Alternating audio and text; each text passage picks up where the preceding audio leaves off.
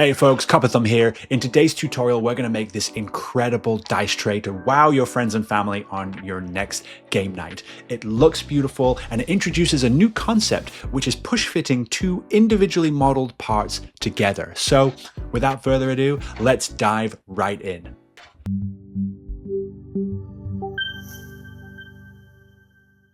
Okay folks, let's start by firing up Blender and greeting our old friend, the default cube. Now before we do any modeling, we're going to do what we usually do, and we're going to go and make sure our units are set correctly for 3D printing. Blender defaults everything to meters, but we want to work in centimeters because that's going to be much easier for our print bed and, is a size that is actually applicable for what we're about to do. So to do that, we're going to go to the Scene Properties tab on the right here, click that. We're going to go down to units, and then we are going to change meters to centimeters. If you've done one of my other tutorials, you've already been through all of this, but just as a quick refresher.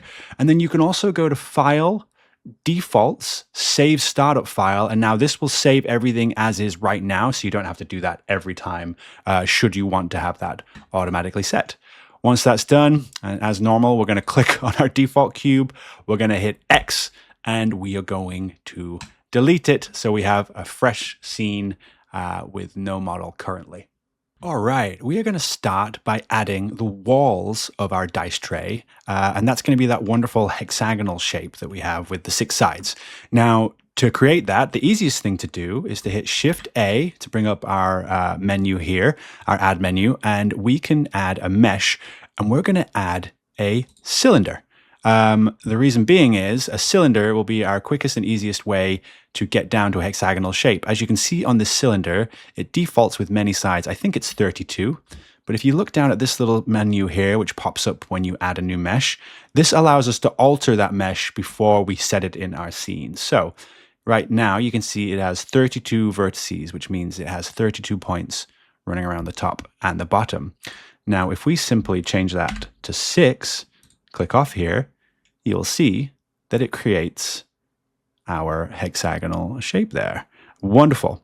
Now, the radius is currently set to 100 centimeters, probably because we were working in meters earlier, so it would have been, 1 meter. Our radius for this wants to be 12.5. The reason being is my print bed for my 3D printer is 25 centimeters. So if I do a radius of 12.5, it will just fit on my print bed, and it'll give us that nice size, that you can make this a little bit smaller or a little bit bigger depending on your print size. That will all be decided by the radius you choose at this point. So double the radius being half the diameter. So yeah, I'm going with 12.5 for an overall diameter of 25. So if I click there, you'll see now that we get this sort of long, thin hexagonal shape. If I then change the depth, I'm going to change the depth to 4 centimeters, and then I am left with this. Actually, that's a little tall. I'm going to do this to 3 centimeters. Wonderful. So there you go. We have 6 vertices, a radius of 12.5, and then a depth of 3 centimeters, and that we have our basic hexagonal shape. Okay, next we're going to take this and make it look less like a paving slab and more like the walls of a dice tray. And to do that, we are going to hit 3 to make sure that we are in face select mode. Up here, you see we have vertex select mode, edge select mode, and face select mode. And you can cycle through those by hitting 1, 2, or 3. 1 selects vertexes, these little points. 2 selects the edges. And 3 selects the faces. So yeah, we're going to first select this face. We can hold Shift and hit the bottom to select both those faces. And then we're going to hit X, which is our delete menu, and we're going to delete those faces. So now we're left with this nice trim, which will eventually be the walls of our dice tray. So to give these a little thickness, what we're going to do is go into our modifier menu. If you've seen one of my other tutorials, you're already familiar with the modifier menu. If not, don't worry. This is just things we can add to our mesh to modify it essentially in a non-destructive way, which means we can add the modifier, and much later in the process, if we don't like how it looks, we can remove that modifier. For today, we're going to add the modifier, and we're going to actually apply it immediately because we're going to want to use the extra geometry and shapes that it's going to make. So we're going to go to generate, and then we're going to go to solidify. And as you can see, that adds this extra thickness to our model. However, we can't select any of the extra thickness. We can only select the faces that exist that we've created, not what the modifier has created. To make those applicable to us, we need to make some we need to make some changes to the modifier menu and then apply it. So right now, in the modifier menu, we're going to check even thickness, just to make sure it's a neat, even thickness all the way around. We're going to make sure the offset is -1. That's really important. That means it's adding this thickness on the inside of the mesh, not on the outside. If it was on the outside, it would increase the diameter and it might not fit on your print bed if you've put it right to the edges. So make sure it's on -1. You'll see if I slide that, it changes on whether it's on the outside or inside. So make sure it's -1. And then thickness, let's change this to 0.5 centimeters. So we have this nice thickness all around the edge, but not too thick. Now, currently we're in edit mode. To apply our modifiers, we have to be in object mode. So hit tab to switch back into object mode.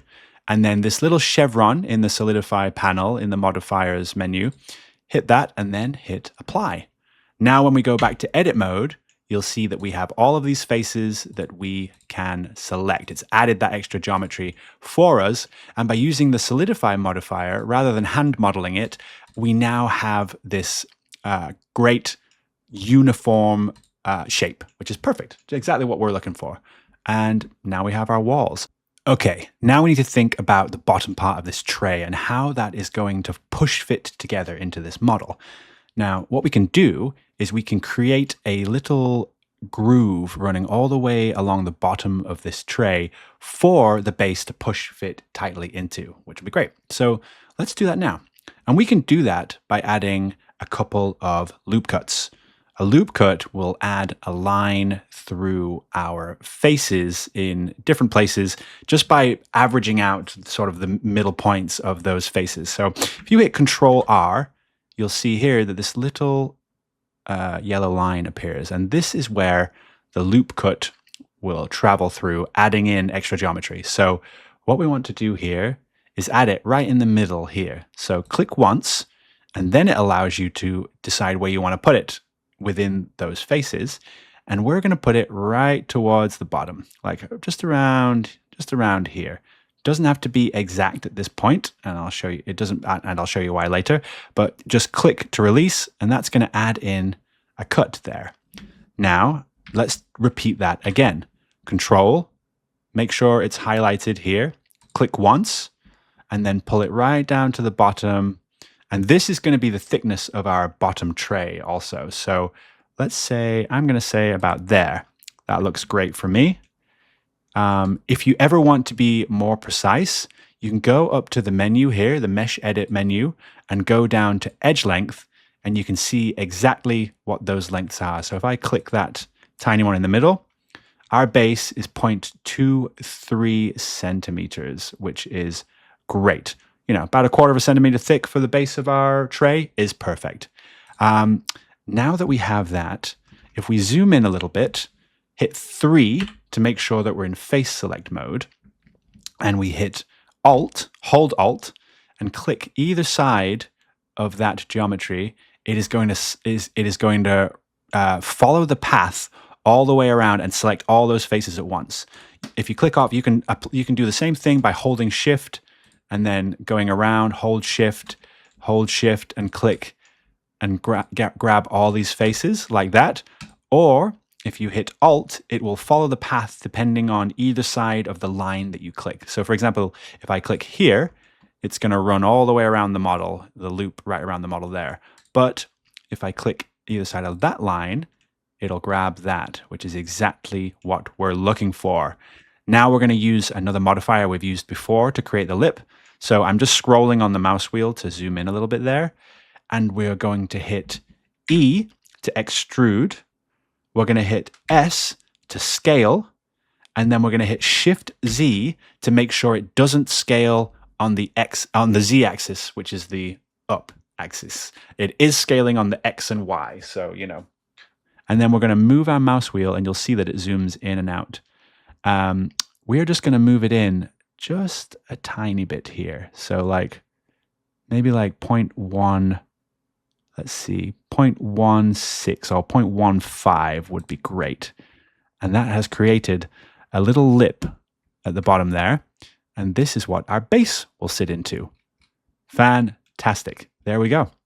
That is the lip for our base created. Now the last thing to do is create that base, and then we're done. Okay, now it's time to create the base of the tray, our final part to finish this awesome dice tray. And we can do that using those faces that we have selected. Don't worry if you've clicked off and they're not selected anymore. We can just reselect them by using what we just did before. Hit Alt and then click either side to grab those faces. The reason we want those is we can duplicate those faces and then create the base out of them. And we know that that's going to be the right size because it's built from the tray walls. So let's get into it. The way we're going to do that is we're going to hit Shift D to duplicate, and then we're going to click on the mouse, and that's going to duplicate those faces in exactly the same place. So we do have new faces, part of this model, in exactly the same place, but we need those to be a separate part. And to do that, you can hit the Part menu by hitting the Separate menu by hitting P, and then Separate by Selection. Now up here, you'll see we have in the Scene menu, we have Cylinder and Cylinder 1. So we can quickly change that to Walls, and then Cylinder 1 can be Base. Really good to get in the practice of changing these names and getting them, actually naming your objects as you go, because when you end up with lots of objects in a scene, it can be very confusing. As you can see, I should have done that right at the beginning, and I did it now, but hey, here we go.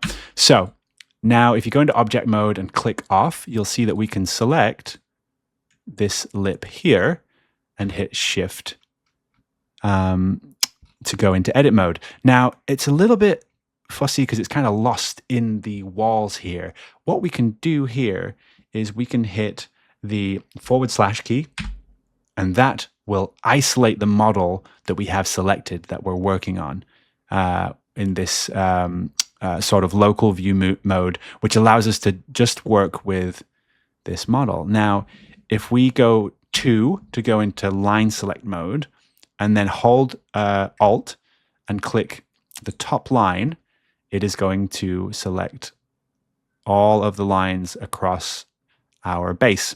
Now, if we hit F, it's going to generate a face. Perfect.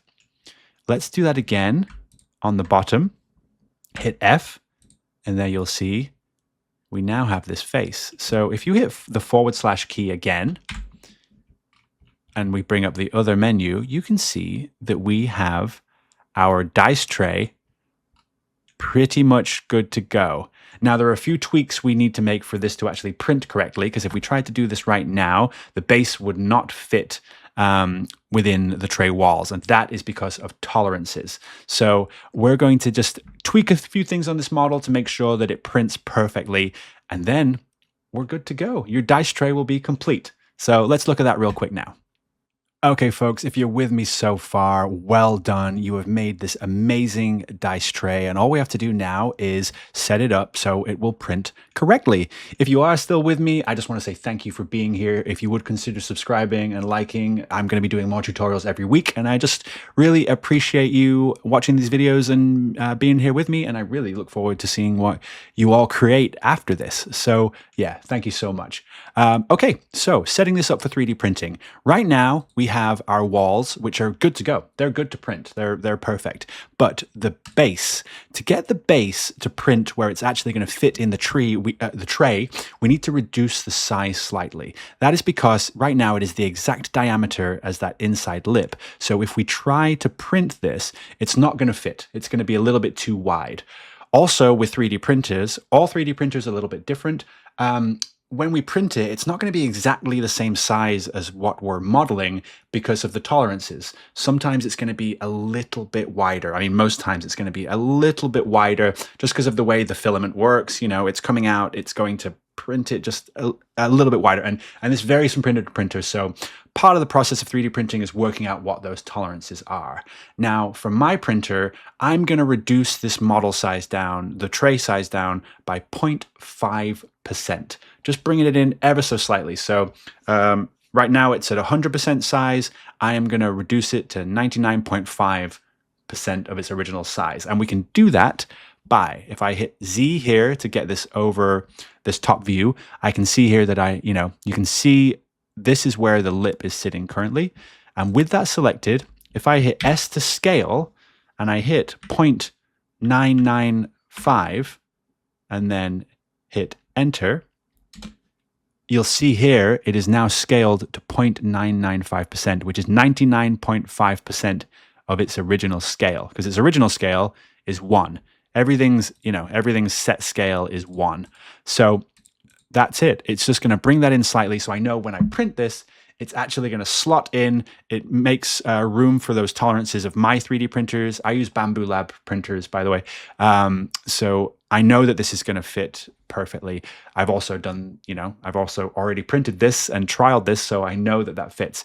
If it doesn't fit on your first go with your printer, don't worry about it. Don't stress. It's very normal. Just come back to it, reprint it, resize it even slightly, and then try again to until it fits perfectly for your tolerances. And that's it. Once you've done that part, this is ready to print. So let's look at how we do that.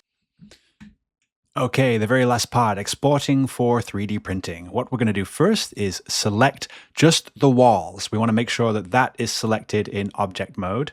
And then we are going to go to File, Export, and export STL. STL is what our 3D printers use. I am going to save this to my dice tray tutorial folder, and I'm going to do that by include selection only. Leave the scale and leave everything else. Apply modifiers is ticked. We'll usually want that on, but we applied our modifier ourselves earlier. If we hadn't, we could auto apply it as we export it now. So I am going to export this as walls, export STL, and then the same again. I'm going to click the base here, and I'm going to hit File, Export, STL, and hit base. Once that's done, same selection, apply modifiers, export STL, and that is it. I'm going to fire this off on my printer, and let's see how this thing turns out. Awesome. And here it is, folks, fresh off the print bed. Look how awesome this thing is. It turned out so great. Now, every time you use this on your game nights, you can have the pride knowing that you made this yourself. Well done, truly. This is an awesome beginner project. I really hope you've enjoyed this tutorial. Please like, subscribe, and ring that bell. I'm doing new tutorials every week. Next week, we're going to be looking at a dice tower, which is going to be really fun. We're going to introduce some more modeling tools that we haven't used so far. It's a little bit more complex, but super exciting. And, it'll be another thing that you can use and show off to all your friends and family. So yeah, the dice tray, well done. Thank you so much. I've been Copper Thumb. I really, really appreciate you, and I'll see you in the next one.